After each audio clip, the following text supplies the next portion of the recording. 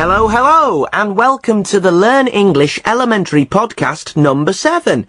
I'm Ravi from Manchester. And I'm Tess from London. As usual, we've got lots of interesting stuff for you to listen to. We've got the quiz, we've got Karolina, and we've got our producer Gordon as usual. Hello, Gordon. Hi, Tess. Hi, Ravi. Hiya. Oh, have you had your hair cut, Ravi? I have, yeah. Do you like it? Yeah, I do. It's nice. It's quite short for you, shorter than usual. Are you changing your image? No, not really. I just fancied a change, you know. And I've got a big family party this weekend, so I thought I'd get my hair cut for that. You want to look smart. Fair enough. What's the party? It's my dad's 50th birthday. My mum's organised a surprise party for him. Oh, brilliant. What a nice idea.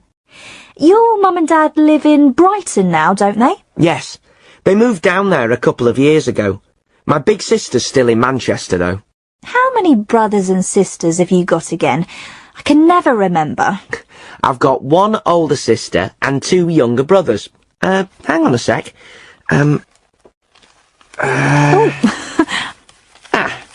That's them there. Oh, you keep a picture of your family in your wallet. How sweet. Yeah, of course I do. That's Asha, my big sister, there. She's 3 years older than me. Oh, she's really pretty. It's a shame our listeners can't see this. You do realise that, Ravi, don't you? I know. But it'll only take a minute. That one's Deepak. He's at university in Bristol. And that's Vikram. He's still at school. Hey, your brothers are both really good looking. What happened to you? I knew you were going to say that. Only joking, Ravi. Anyway, we'd better move on. We've got a lot to get through. Right, so let's start with I'd like to meet. Okay, in this part of the podcast, we ask people a simple question. Which famous person, dead or alive, would you like to meet? And we ask them to explain why. So let's say hello to this week's guest, Mohammed from Manchester. Oh. Hi, Mohammed. Welcome to I'd Like to Meet. Hi, Tess and Ravi. Hi, Mohammed. So, you're a Manchester boy like me. Good football team, eh? Which one? Which one? No. Don't tell me you're a Manchester City supporter. No! I'm afraid so. Sorry, Ravi. Ravi can't speak, so I'll continue.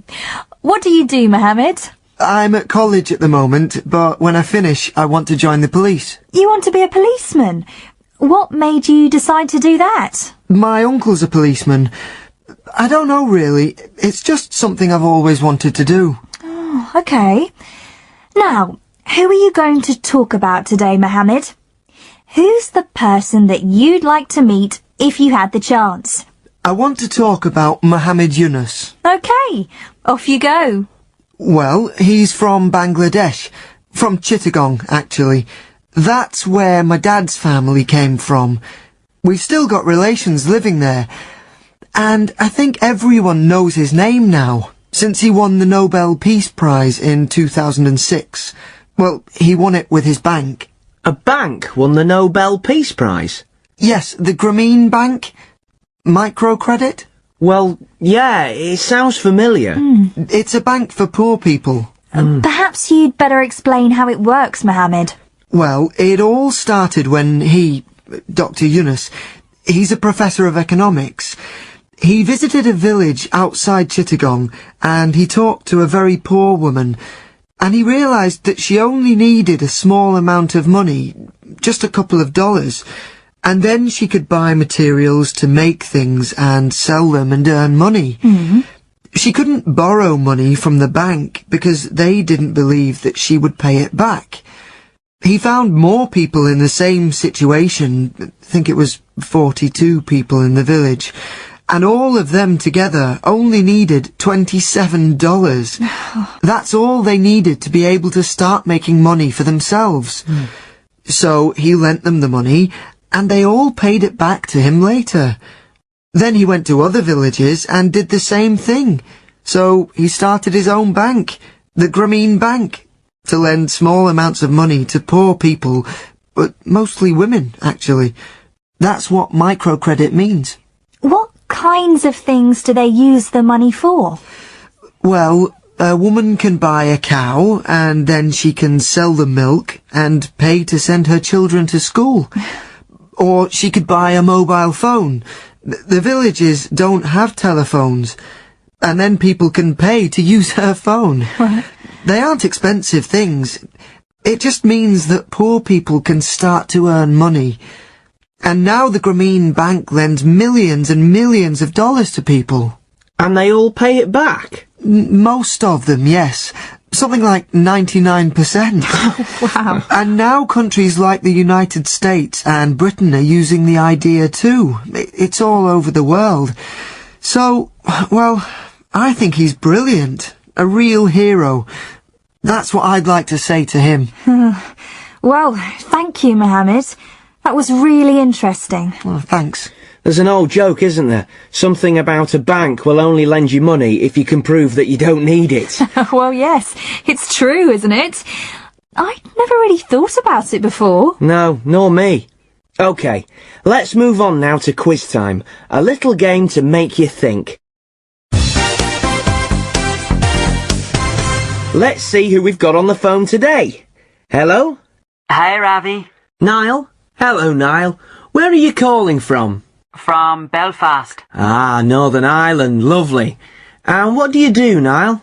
Well, I work in a shop, but I'm going to university soon. OK. What are you going to study? Spanish. Ah, buenos dias. Buenos dias, Ravi.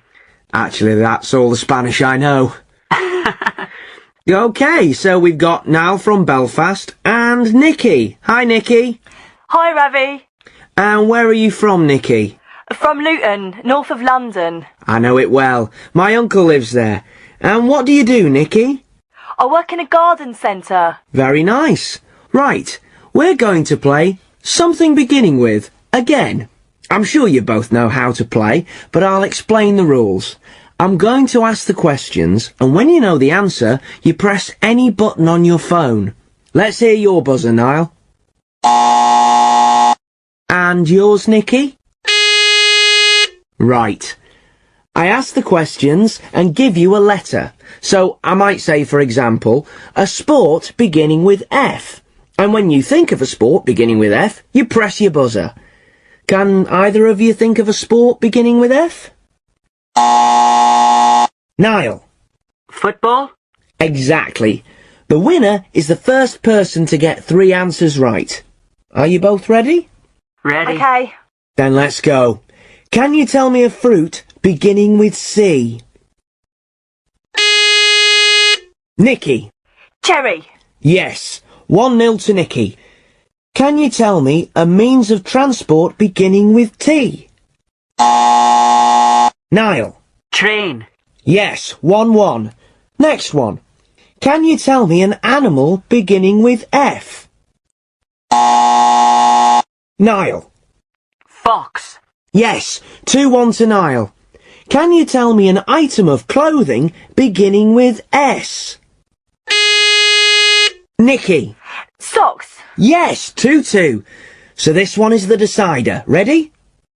Can you tell me a vegetable beginning with C? Niall? Cauliflower. Cauliflower, yes! So Niall is today's winner. Well done, Niall. Bad luck, Nikki. The podcast book token will be on its way to you soon to buy any book you want. You can get a Spanish book. I might do that, Ravi. OK. Thanks to both of you for playing, and the rest of you, remember you can send your ideas for games to us at learnenglishpodcast@britishcouncil.org. Right. Let's move on now to Our Person In. This is the part of the podcast when we hear from different people all over the world. This time, Susan Harold is Our Woman in Egypt.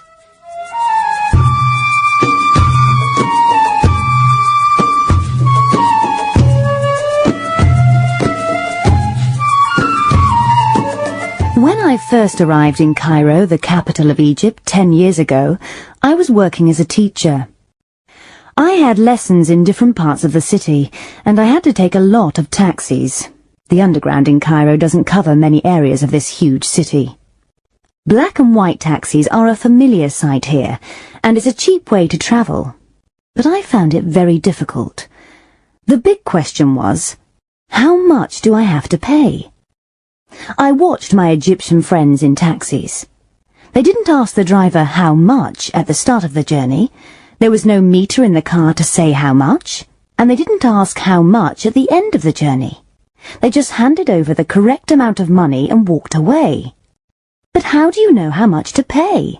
I would ask. A shrug of the shoulders. We just know.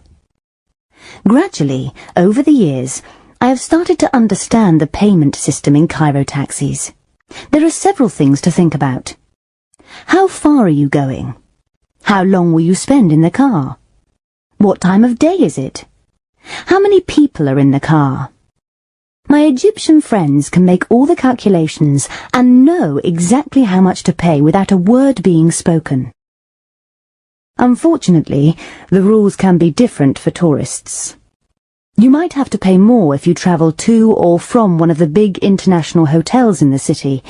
In fact, you might have to pay a little bit just because you're a tourist. But don't let that stop you taking taxis in Cairo.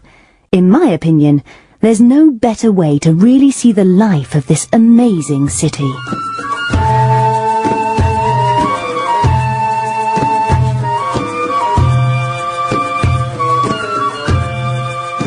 I went to Cairo on holiday a couple of years ago, and it was unbelievable. I mean, it's a fantastic city. The pyramids are just incredible and everything, but it's just so big, and the traffic, oof. Did you take a taxi? I didn't. I was too scared to cross the road most of the time.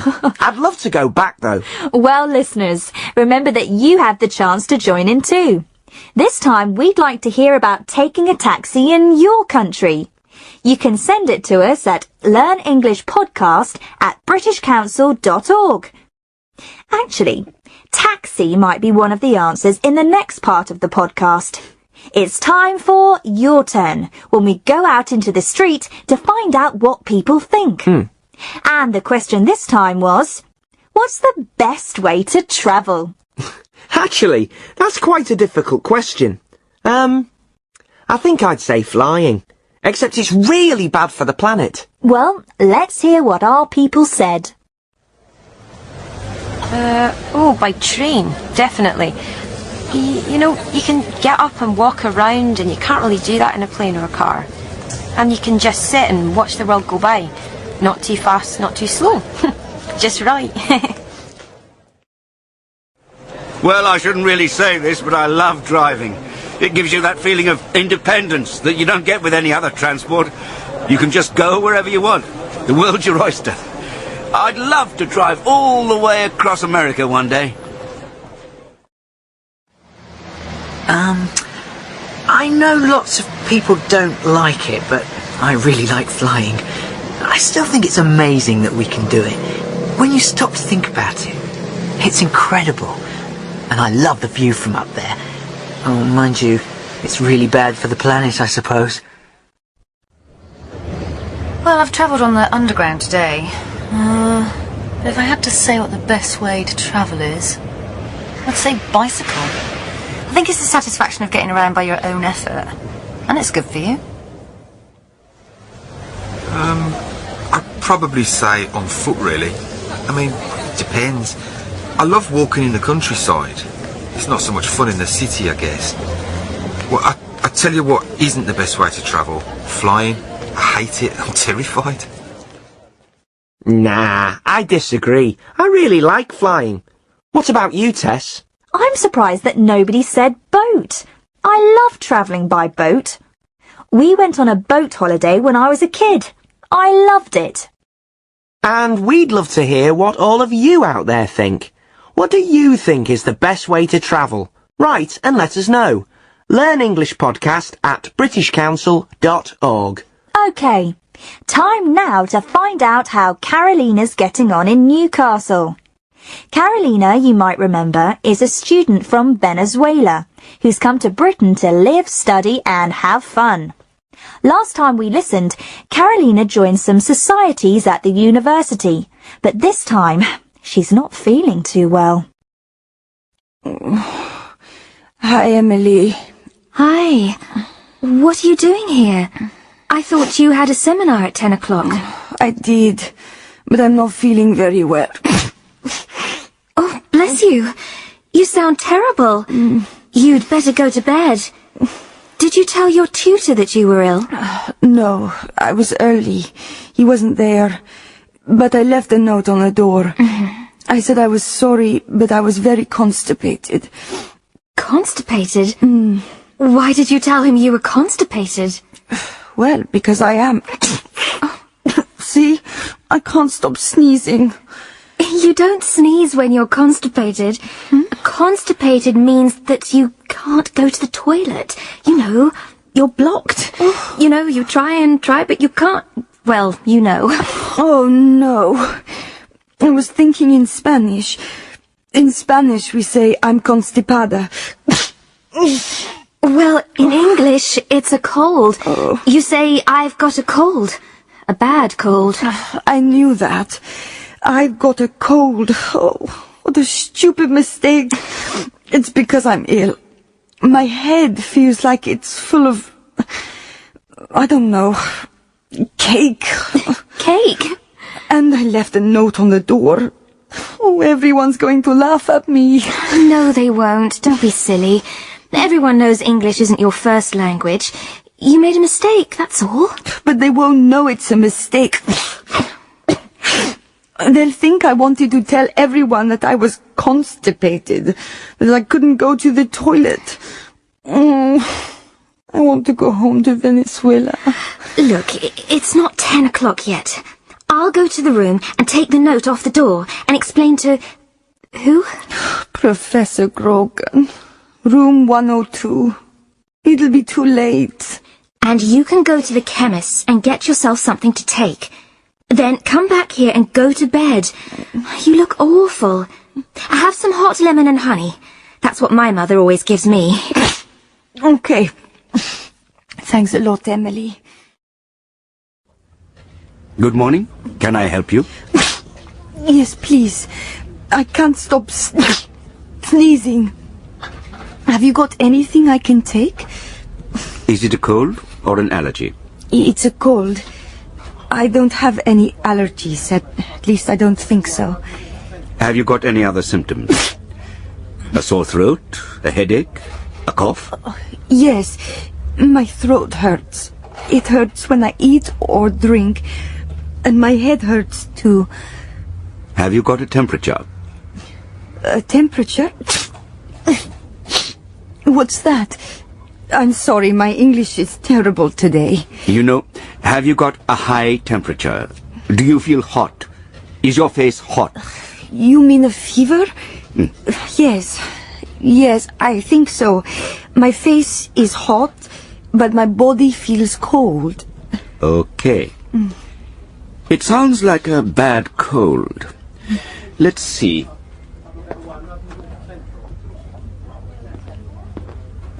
This should help. Are you allergic to any medicines? No, I'm not. No. How often do I have to take it? 2 spoonfuls 4 times a day. The instructions are on the bottle. Don't take it if you're driving. It might make you sleepy. That's okay. I just want to go to bed. Should I take anything else? Vitamin C will help. Here you are. Take one of these 3 times a day. And drink plenty of water. Where are you from, if you don't mind me asking? Venezuela. I've only been here a few weeks. Venezuela. I expect our English weather is a bit too cold for you then. Spend the rest of the day in bed and keep warm. You'll feel a lot better tomorrow. I hope so. If you still feel terrible in 2 or 3 days, then you should go and see a doctor. Thank you very much. And how much is that for the medicines? Oh, poor Karolina. It's terrible when you feel ill in a foreign country. I am constipated. Oh, stop it, Ravi. Yeah, you're right. It is quite funny, though. And she got some medicine, so I'm sure she's okay. Yeah. Anyway, that's almost the end of another podcast, but, as usual, before we go, we're going to hear from Gordon with another one of his amazing jokes. Gordon? Yep. What have you got for us? Another dog, Ravi. Oh. Come on then, let's hear it. Right. A dog goes to put an advert in a newspaper. In the Lonely Hearts column, you know. To find a girlfriend? Right. Anyway, the assistant at the newspaper says, "That's fine, just fill in your name and address on this form, and then write your advert in the box underneath." "OK," says the dog. He fills in the form, and then he stops to think for a bit, and then he writes in the box, "Woof, woof, woof, woof, woof, woof, woof, woof, woof." He gives the paper to the assistant, and she has a look at it and says to the dog, "You know, you've got 9 woofs here. You can have an extra one for no extra charge. It's 10 words for £5. Why don't you add another woof?" The dog looks really confused. "Another woof? That wouldn't make any sense at all." I quite like that one. Your dog jokes are the best ones, Gordon. You should concentrate on them. What do you think, Tess? Quite funny. But don't look for work as a comedian just yet, Gordon. Anyway, that's everything from us for this time. After this little break, you'll hear from Tom, our English teacher, who'll talk about the language you heard and give you ideas to help you learn. So we'll say goodbye, but don't go away. And remember to keep your emails coming to us at learnenglishpodcast@britishcouncil.org. Bye!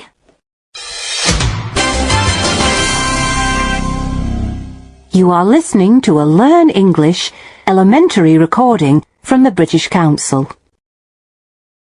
Hi, my name's Tom. At the end of every podcast, I talk about some of the language that you heard and some ways to help you learn English. Today, I want to look at some verbs that we use to describe things, or to describe the idea that we have about them. Listen to Emily and Karolina talking. Remember, Karolina is ill. What phrase does Emily use to describe her? Hi. What are you doing here? I thought you had a seminar at 10 o'clock. I did, but I'm not feeling very well. Oh, bless you. You sound terrible. Emily says, "You sound terrible." We use the verb sound when we are talking about something we can hear. Emily can hear that Karolina is ill from her voice, and also from her sneezes, so she uses sound. If your friend tells you all about her new boyfriend, but you haven't met him yet, you can say, "He sounds nice." You have the idea that he is nice from what she has said about him, from what you've heard. So you can use sound. Now listen to Emily again. How does she describe Karolina this time? And you can go to the chemist's and get yourself something to take. Then come back here and go to bed. You look awful. Have some hot lemon and honey. That's what my mother always gives me.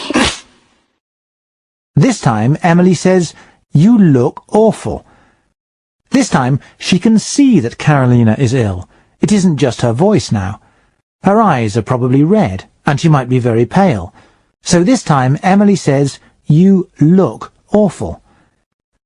If your friend shows you a photograph of her new boyfriend, and you haven't met him yet, you can say, "He looks nice." You have the idea that he is nice from the photo, from what you can see. So you can use look. A lot of languages use words that translate as seem or appear in all of these situations, so using look and sound might be a bit strange for you. Try to notice people using look and sound in the English that you read and hear, and try to use those phrases yourself. Now I want to talk about something that's very important when you learn a new language. Do you remember Karolina's problem with the word constipated? Constipated? Why did you tell him you were constipated?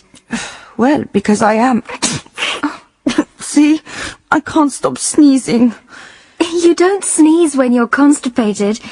Constipated means that you can't go to the toilet. You know, you're blocked. You know, you try, but you can't. Well, you know. Oh, no. I was thinking in Spanish. In Spanish we say, I'm constipada. This is a very common problem. It depends what language you speak, but sometimes there are words in your language that are very similar to a word in English, and very often they have the same meaning too. For example, arriver in French is similar to arrive in English, and the meaning is the same. These words can help you a lot. But be careful. As we just heard with Karolina, sometimes the words don't have the same meaning at all. The word constipada in Spanish looks and sounds the same as the English word constipated, but the meaning is completely different. We call these words false friends. They look or sound the same as a word in another language, so you think they are friends, but they don't have the same meaning. The German word for poison sounds the same as the English word gift, which means a present. In Finnish, the word for cat can sound like the English word kiss. False friends can be very dangerous.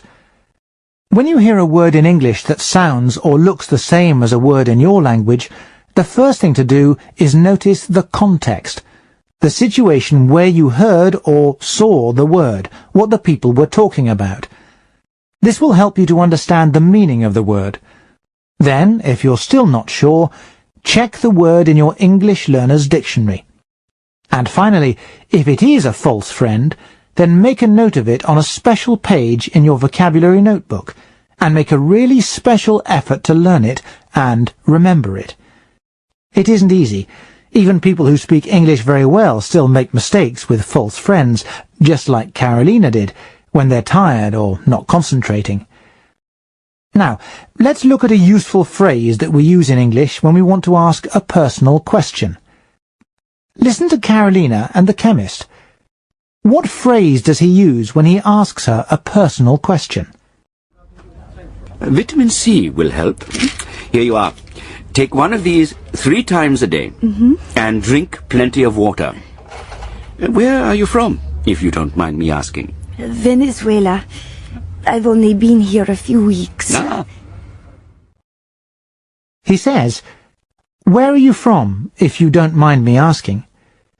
Of course, in a different situation, with your new classmates, for example, "Where are you from?" isn't a very personal question. But the chemist doesn't know Karolina, and in this situation, Karolina is buying some medicine for her cold, Karolina might be offended. She might think the question isn't appropriate.